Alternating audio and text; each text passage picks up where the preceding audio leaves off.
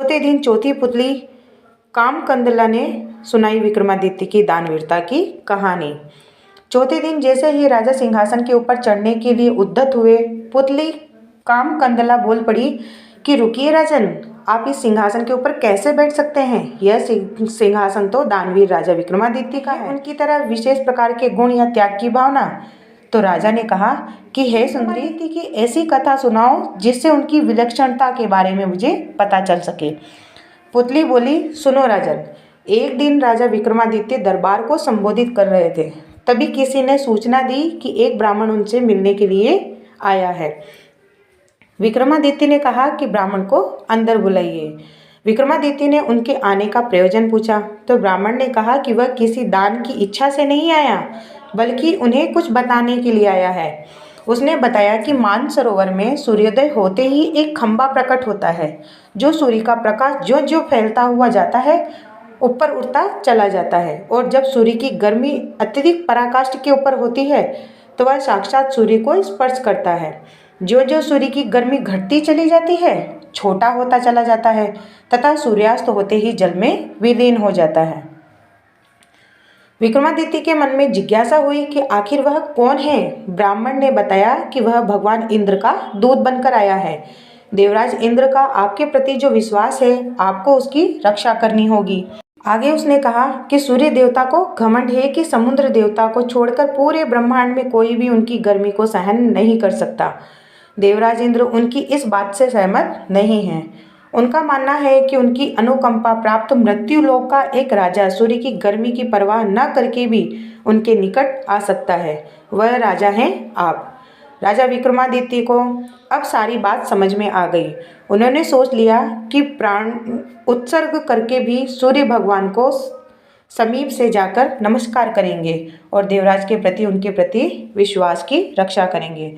उन्होंने ब्राह्मण को समुचित दान दक्षिणा देकर विदा कर दिया और अपनी योजना के अनुसार कार्य रूप देने का उपाय सोचने लगे। भोर होने पर दूसरे दिन वे अपना राज्य छोड़कर चल दिए। एकांत में उन्होंने माँ काली द्वारा प्रदत्त दोनों वेतालों का स्मरण किया। दोनों वेताल तत्क्षण वहाँ पर उपस्थित हो गए। विक्रम को दोनों वेतालों ने बताया कि उन्हें उस खंबे के बारे में सब कुछ पता है। दोनों वेताल उन्हें मानसरोवर के पास में ले जाते हैं। रात उन्होंने हरियाली से भरी हुई जगह के ऊपर काटी और भोर होते ही उस जगह के ऊपर नज़र टिका दी जहाँ से वह खंबा प्रकट हुआ करता था। सूर्य की किरणों ने जैसे ही मानसरोवर के जल को छुआ, एक खंबा प्रकट हुआ। विक्रमादित्य तुरंत तैरकर उस खंबे के पास में पहुँचे। खंबे पर जैसे विक्रमादित्य चढ़े, जल में हलचल होने लगी। लहरें उठकर विक्रम के पैर को छूने लगी। जो जो सूर्य की गर्मी बढ़ती चली गई, खंबा बढ़ता रहा। दोपहर आते आते तक तो खंबा सूर्य से बिल्कुल करीब आ गया था। तब तक विक्रम का शरीर भी जलकर बिल्कुल राख हो गया था।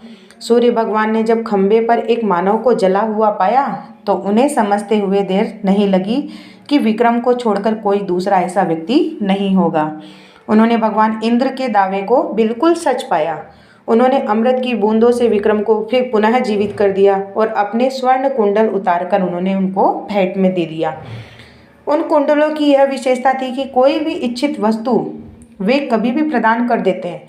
सूर्य देव ने अपना रथ अस्ताचल की दिशा की ओर बढ़ाया तो खंबा घटने लगा।